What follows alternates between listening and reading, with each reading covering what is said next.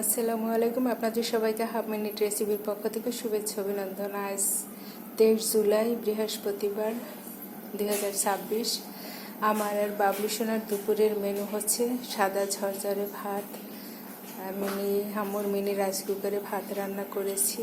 আর আজকে যেন কেমন করতেছে, এই কিছুক্ষণ পর পর বিদ্যুৎ যায়, ভাবছিলাম ভাতই রান্না করতে পারবো না। আমি চালটা অবশ্য ধুয়ে রেখে আমি শুয়ে শুয়ে কি যেন ভাবছিলাম। পরে আমার বাবলু সোনা বললো, আমি ভাবছিলাম যে হয়তো আজকে আমি রাইস কুকারে রান্না করতে পারবো না। আমি আবার রাইস কুকারে রান্না করতে ভীষণ পছন্দ করি, আম্মুর রাইস কুকারে। আমার বাবলু সোনা বললো যে বিদ্যুৎ আসছে তো। তারপর আমি তড়িঘড়ি এসে আমি রাইস কুকারে ভাত চাপিয়ে দিলাম। এর মধ্যেও 2বার কিন্তু কারেন্ট ছিল না, যার ফলে খুব চিন্তায় ছিলাম, কিন্তু তারপরও ভাতটা খুব ঝরঝর হয়েছে। আজ আসলে আমাদের তেমন বেশি রান্না করিনি। আমার বাবলু সোনার শরীর ভালো না, একটু ভালো মন্দ রান্না করে খাওয়ানো উচিত, কিন্তু আমি তো তা পারতেছি না। যাই হোক, সবই আল্লাহর ইচ্ছা। তো খুব সুন্দর হয়েছে ভাতটা, ঝরঝর একদম ধোয়ানো। আমার বাবলু সোনা গরম গরম ভাত তরকারি খেতে ভীষণ ভীষণ পছন্দ করে। এই ধোয়ানো ভাত রান্না করেছি আম্মুর রাইস কুকারে। আম্মুর রাইস কুকারে আমি যা রান্না করি সবই খুব মজা হয়।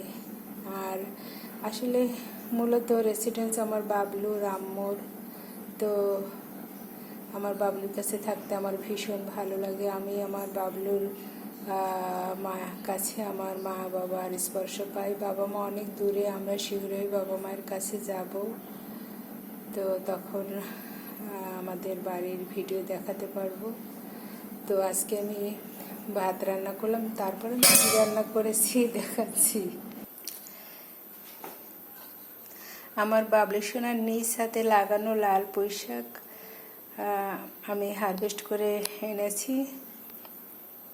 আমি লাল পুঁই শাক খেতে খুব পছন্দ করি। আমরা দীর্ঘদিন ছিলাম না, না থাকার কারণে কিছু কিছু ছিল। তো সেটা আমার বাবলু সোনা আমাকে দেখেছে, আমি সেটা এনে খেয়েছি। তারপর আমি বললাম, বাবলু সোনা আমার এই যদি লাল পুঁই শাক শেষ হয়ে যায় তখন কি হবে? তখন আমার বাবলু সোনার তো অনেকগুলো টব, অনেক গাছ ভর্তি।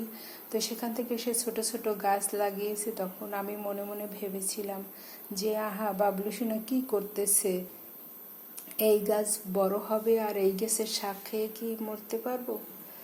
তো এটা আমি মনে মনে ভাবছি। সত্যি সত্যি সেই গাছ বড় হয়েছে। তো প্রায় মাস ভরেই শাক খাচ্ছি, আর যতই খাচ্ছি ততই ভালো লাগছে। আজকে আমি শুধু রান্না করেছি ভাত আর এই লাল পুঁই শাক আলু দিয়ে রান্না করেছি। তো খুব সাদা সাদা করে রান্না করেছি স্বাস্থ্যসম্মতভাবে, কারণ আমার বাবলু সোনা অতিমাত্রায় গরু পাক খেতে পারে না, আর সে পরিমাণে যেহেতু কম খায় তাই একদম স্বাস্থ্যসম্মতভাবে রান্না করেছি। তবে এর ভিতরে কয়েকটা চিংড়ি মাছ বা ইলিশ মাছের টুকরো দিলে মন্দ হতো না, কিন্তু আমার বাবলু সোনা আবার সে একদম নিরামিষ খেতে পছন্দ করে। সে মাছ মাংসের ভিতর কোনো কিছু দেওয়াই যাবে না। আমি একটু ইলিশ মাছ দিলে খেতে পারি, কিন্তু আমার বাবলু সোনা তাও খেতে পারবে না। এই যে নিরামিষ রান্না করেছি না, সে বলতেছে খুব স্মেল পাচ্ছি, আর একটা র র স্মেল আসছে। আমার বাবলু সোনার ছাদ বাগানের যে কোনো কিছু রান্না করলে আমার কাছে খুবই ভালো লাগে, আর রান্নাঘরটা একদম সুন্দর স্মেলে ভরে যায়। দেখুন কত সুন্দর হয়েছে। এভাবে যদি প্রতিদিন একটু শাক খাওয়া যায় আমার মনে হয় শরীরের জন্য ভালো। আর পুঁই শাকটা আমার ভীষণ পছন্দের। আর পুঁই শাকে তো পুষ্টিগুণে ভরপুর পুঁই শাক, আর পুঁই শাকে প্রচুর পরিমাণে ফাইবার আছে। আর যেহেতু লাল পুঁই শাক খেতে ভীষণ ভালো লাগে, আমি ছোটোবেলা থেকেই পুঁই শাক খুব পছন্দ করি। আমার মতো হয়েছে আমার সাধু সোনামণি, সেও তার মামামের ছাদ বাগানের পুঁই শাক খুব খেতে পছন্দ করে। তো আব্বুরা যখন আসে তখন আসলে পুঁই শাক থাকে না, 2-1টা গাছ থাকলে আমি একটু করে সেটা আলু দিয়ে এভাবে রান্না করি। আমার আব্বু সোনা কি সুন্দর খায়, পুঁই শাক দিয়ে একটু ভাত দিলে তাও খায়। সে কিন্তু আসলে গোস্ত ছাড়া তার চলেই না, মাছ খেতে পছন্দ করে না, কিন্তু পুঁই শাক দিলে আবার সে পেট ভরে ভাত খাবে। তারপর ডাল পরোটা দিলে সে খুব খুশি হয়। তা আব্বুকে আমি খুব মিস করছি। আমার আব্বু, সাদু, স্বামী, আমার সোনামণিদের জন্য খুব মনে পড়ছে।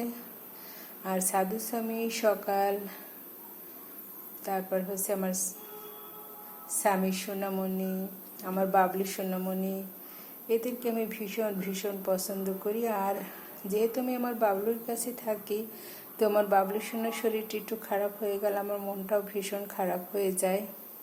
সবাই আমার বাবলু সোনার জন্য দোয়া করবেন। আর আপনারাও এই যে বর্ষায় একটু গাছপালা লাগান, দেখবেন আপনাদের খারাপ লাগা ভালো হয়ে যাবে, দুশ্চিন্তা থাকবে না। তারপর মোবাইলের প্রতি যে আকর্ষণ সেটা থাকবে না, মাথা ব্যথা থাকবে না, ডিপ্রেশন থাকবে না। আমার বাবলু সোনার তো অনেক অনেক সমস্যা ছিল, এখনও আছে, এখনও শত্রু মোটেই আসলে শত্রু লেগেই থাকে। আসলে ভালো মানুষ যারা একটু ভালো, যারা একটু সচেতন, তাদের পিছনে শত্রু লেগেই থাকে, কিন্তু শত্রুতে কিছুই করতে পারবে না। নর্দমার কীট, তারপর হচ্ছে নরপিসিআর, এরা কিছু করতে পারে না। আল্লাহ ভরসা, আল্লাহর রহমতে আমরা বাবলু রেসিডেন্সে ভালো আছি। আর আম্মুর পরশে আমাদের জীবন একদম ধন্য হয়ে গেছে। আল্লাহর রহমতে আম্মুর ইচ্ছেগুলো পূর্ণ করতে চাই, সেজন্য আসলে আমার বাবলু সোনা প্রাণপণ চেষ্টা করতেছে। আমার আম্মুর বাবার ইচ্ছেগুলো সব আমাদের পূর্ণ না করে আমরা আসলে মরতে চাই না। হয়তো এই জন্য আল্লাহ আমাদের পৃথিবীতে রেখেছে। আম্মুর কিছু ইচ্ছে আছে, বাবার কিছু ইচ্ছে আছে, তো সন্তান হিসেবে আমি আর বাবলু সোনা সেটা চেষ্টা করব। আর সবাই আমাদের জন্য দোয়া করবেন।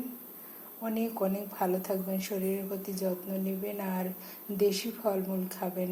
এখন তো প্রচুর পরিমাণে কাঁঠালের সিজন, আর কাঁঠালের দাম অনেক কম। এর ভিতরে যদি একটু কাঁঠালের বিচি দেওয়া যেত তাহলে কতই না ভালো হতো। আমি কাঁঠালের আটি খেতে এত বেশি পছন্দ করি, আবার আমার বাবলু সোনা অত রান্নাবান্না খেতে পছন্দ করে না। সে এবার একটু টেলে দিলে টাটকা টাটকা খায় কিছু। আর আমি রান্না যদি করি, আমার কাঁঠালের বিচি কাঁঠালের চেয়েও খুব ভালো লাগে। কাঁঠালের আটিটা খেতে এত সুন্দর সুস্বাদু। আম্মু কাঁঠালের আটি দিয়ে বিভিন্ন ধরনের খাবার আইটেম তৈরি করতেন, যা এখন আমার জিভে পানি এসে যায়। আম্মুর রান্না এত সুন্দর আর এত টেস্ট। আম্মু যেদিন মানে খারাপও রান্না করে সেদিনও আমার কাছে ভীষণ ভালো লাগে। আর আম্মু তো আমার জন্য সবসময় পুঁই শাক রান্না করতো, আর আমার জন্য লাল পুঁই শাক ছাড়া আমি অন্য পুঁই শাক খেতে পারি না। এজন্য আমার বাবলুর জন্য অনেক দোয়া, আল্লাহর কাছে কৃতজ্ঞ, বাবা মায়ের কাছে কৃতজ্ঞ। আর আমার বাবলু সোনার জন্য সবাই দোয়া করবেন। সবাই ভালো থাকবেন, সুস্থ থাকবেন। আল্লাহ হাফেজ।